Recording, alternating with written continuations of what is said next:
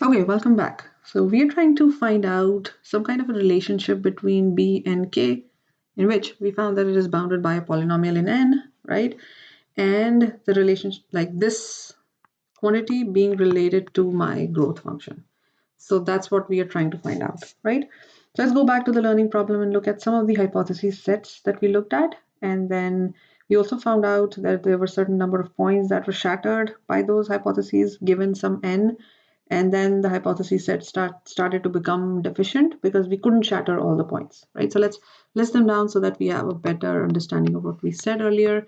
So let us assume this is my n. So n could be 1, 2, 3, 4, 5, 6. The ones that we looked at, the hypothesis sets that we looked at were the two-dimensional perceptron, and then I think the one-dimensional ray, and the two-dimensional rectangle. Yeah. And also let's consider the worst possible scenario when we'll have like 2 to the n possible dichotomies, right? So if we begin with the 2D perceptron, if n is just 1, like just 1 point, we can implement both the dichotomies with 2D perceptron, and that was true for all of these cases, and 2 to the n is also 2, right? So let us consider like what happened when there were 2 points. So then there were 2 points, 2 to the n, which is like 4 dichotomies, were implemented by the a two-dimensional perceptron, and then we found some like scenarios with 3 points that were not shattered by perceptron, but that wasn't the general case. So we considered that it can still implement all 8 dichotomies until we reached at 4 points, where we figured that no matter what, it wouldn't go beyond 14 possibilities. And although the max possibilities would be 16 here, right, and 8 and 4 because 2 to the n, right? But we found out that this like created some sort of a deficiency, and then we call this a breakpoint, right? Where my my hypothesis was like deficient in some way, and that deficiency was created by the fact that it cannot implement all possibilities, right? So this was a breakpoint for my 2D perceptron. For my one-dimensional ray, we found out, because if you remember, we actually proved that this had like n plus 1 number of dichotomies that we can implement with the one-dimensional ray, and so it became deficient even at just like 2 points, right? So this was the breakpoint for our one-dimensional ray, and for the 2D rectangle, we could in fact implement like many of them, and we couldn't directly prove that my like hypotheses, the number of hypotheses that I can implement given certain number of points, but we did prove, if you remember, that at 5 points, when n was 5, the number of hypotheses that we could implement was less than 2 to the 5. So we couldn't implement all of those, right? So it really came down to less than 2 to the 5, and this is obviously 32, right? And so there were deficiencies essentially. All infinite hypothesis sets were found to be broken at some point, right? And let me restate what we said earlier again. M sub h of n, the growth function, was the maximum number of dichotomies. Let me write it down. Maximum number of dichotomies that can be implemented on endpoints, implemented on endpoints by a hypothesis set H, right? Now, there is something known as a breakpoint, right? And so we found out that for some k, not all of them can be implemented. This is like the max number, right? But then let's assume k is that breakpoint for H, right? So let us assume k is my breakpoint, which we now understand what it means, right? Is a breakpoint, not breakpoints, but a breakpoint given a hypothesis set. So what does this mean? This means that no set of k points can be shattered by H, right? This is what my breakpoint means. It means no subset of k points can be shattered by H. So let's consider like n points, for example, right? with all possible dichotomies. So essentially I have x1, x2, and so on up to xn, right? And I'm trying to implement like all possible dichotomies, which is what my growth function essentially is trying to represent, right? So I can have this, then maybe I can have this, and so on, right? I can have like all possible dichotomies, maybe this. So basically I can have a set of these, like a list of these dichotomies, right?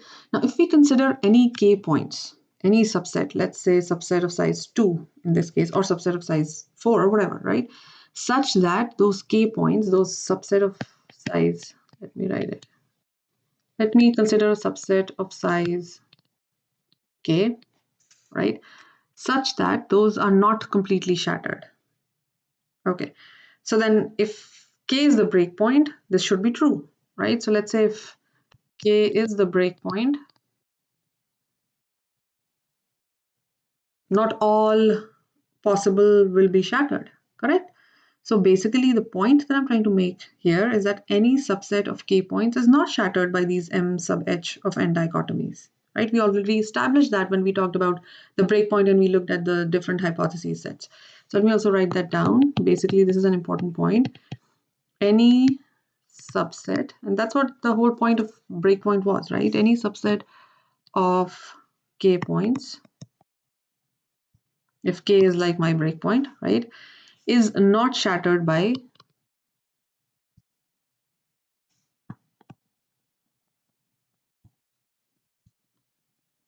these m sub h of n dichotomies.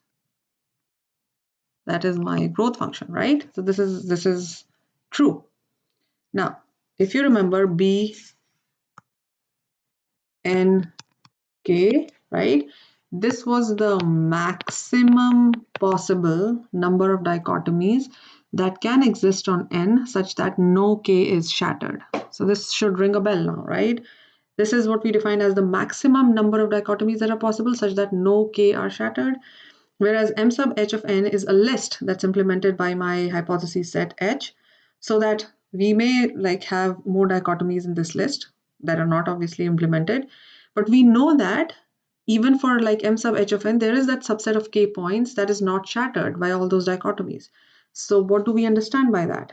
What we understand by that is that there is a relationship between b and k and m sub h of n, and that relationship is m sub h of n is less than equal to b n k, right? Although this is representing, as I said, the maximum number of dichotomies, and then this is this entire list, right? So it can have something that's different here, but then it is bounded by this max value of all of those dichotomies such that like no k is shattered, right? So this was the relationship that we were looking at for quite some time, right? And we arrived at that just by re-looking at these breakpoint relationships when we were trying to find the dichotomies that can be implemented on endpoints by any given hypothesis set, right? We found out that there was this deficiency that exists, and that was exploited by this quantity Bn of k that we defined as the maximum number of dichotomies that can be implemented on n such that no set of k is shattered, right? So that is the defining relationship. Okay, so based on this, we will have a theorem that is going to divide all possible hypothesis sets into two major categories, right? And we will see how those two categories impact our learning problem and the ability to learn and the ability to be able to like implement machine learning solutions. Okay, so let us state that theorem here. Okay, let H be any hypothesis set. So let H be any hypothesis set, right? There are two things that hold true, can hold true. So first, H is extremely complex. That means it is the universe of all possible hypotheses and it never gets broken, right? So H is extremely complex, which is obviously bad news for us. But if that happens, that means it has like every possible hypothesis in it and it never gets broken. So in that scenario, what it means for the growth function, which is m sub h of n, is that it equals 2 to the n, right? It's extremely complex for all n. And obviously we can say that this one is not very useful for us. It's like a side note that I'm making. Obviously not very useful, as we saw, right? Because 2 to the n is going to impact our error bar in a certain way, and we are going to come to that, right? But we do understand that this 2 to the n is not very useful. We've talked about this before. Okay, the second possibility is that h does get broken, right? So this the first one means it never gets broken, right? Never breaks. So there is no breakpoint. The second possibility is that h does get broken. Now in this case, it has a breakpoint, right? In this case, maybe in this case, it has a breakpoint, correct? Let's say it's denoted by k. Then in that scenario, we can, just like we looked at some explanation in the previous two slides, in that scenario, we can say that m sub h of n is bounded by this maximum number of dichotomy quantity that we defined, right? And this in turn, this thing, if you remember, is bounded by a polynomial of something n k minus 1 plus 1. Okay, so this is the thing that we've been after for a very, very long time now, and finally we arrive at that. So there is a polynomial bound that exists because we created a relationship between these two quantities, and that relationship is quite evident now, because if k is my breakpoint, then of course it falls in the category of this second set of hypotheses. And when my hypothesis set lies in that like second set or second category where it can be broken, that's a good point. That's a good news for us. And if it is broken, then we have a polynomial bound.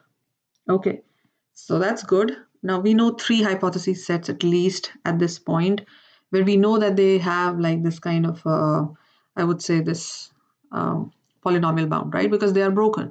Now we know this thing about these three hypothesis sets.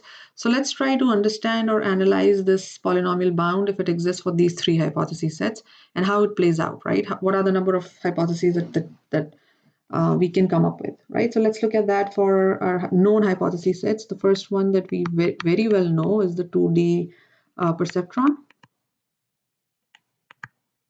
Okay, so the 2D perceptron is essentially, if this bound holds here, n to the k minus 1 plus 1.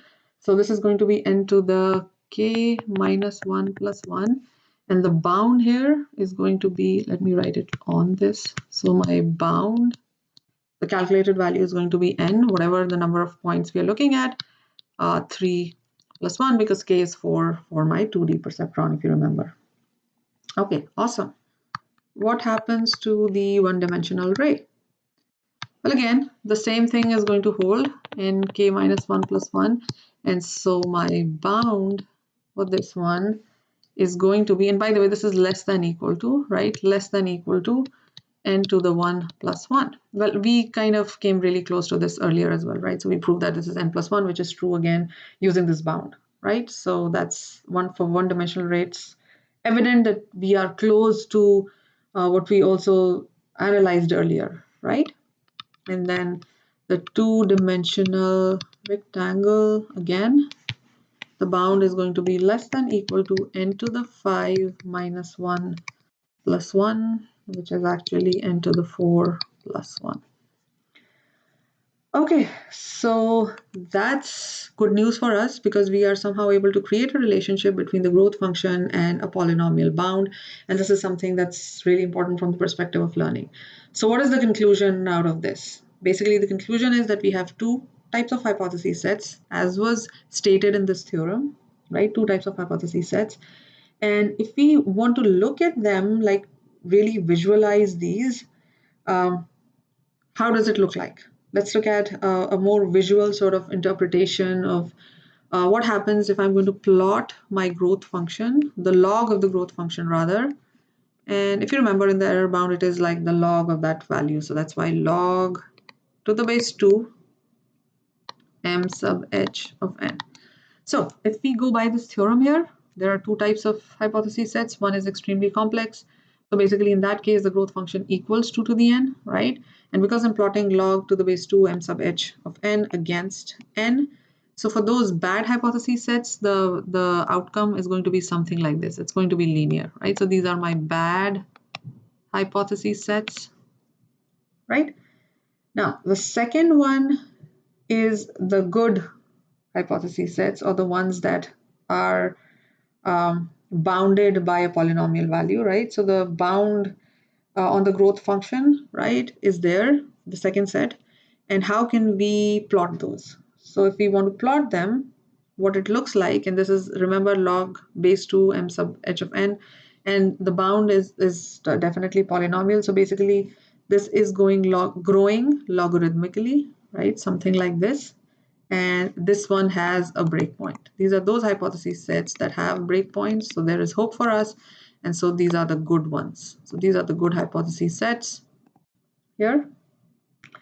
Now, if you think about this one, right, in the original bound, it's the log of growth function, right? And that's what we care about. So the bound on the growth function only depends on the breakpoint, my k, right? It only depends on the because remember the error bar was of the order log of h over n, and obviously we're going to create some kind of a relationship between log of h and my growth function. And if that is the case, then this thing, like this thing here, only depends on my k, right? The other way to like kind of interpret this is that all h with the same breakpoint are somewhat similar in complexity, right? Because nothing else matters here, right? If they have the same breakpoint, they can be grouped together. Okay, so that's the other observation here. And then one question that I'm leaving to you to ponder upon is that there is nothing in this area, right? There could be nothing here. And why do you think that's the case? For example, if you think about some scenario like square root n, why do you think there is nothing here? Well, it's pretty straightforward. But basically, this confirms to my theorem here that there could be only a good or a bad hypothesis, nothing in between. So there are only two options. Basically, what I'm trying to say is that we have the good hypotheses and the bad hypotheses. And what does that mean in terms of my error bar? Because that was the whole point of doing this analysis, right? So let me rewrite the error bar. If you remember, E out is less than equal to E in. And this was, I'm not writing the exact equation here yet. This was of the order log h, right? The cardinality of that over n, if you remember that, right? Okay, so if we succeed in replacing this thing here, this log of h by log of m sub h of n, then there are two options again. And that's what we were trying to analyze. The bad hypothesis sets, right? So if this becomes log of m sub h of n, and that's the graph that shows here, right? So the bad hypothesis sets are the one in which nothing much can be done, if you remember, right?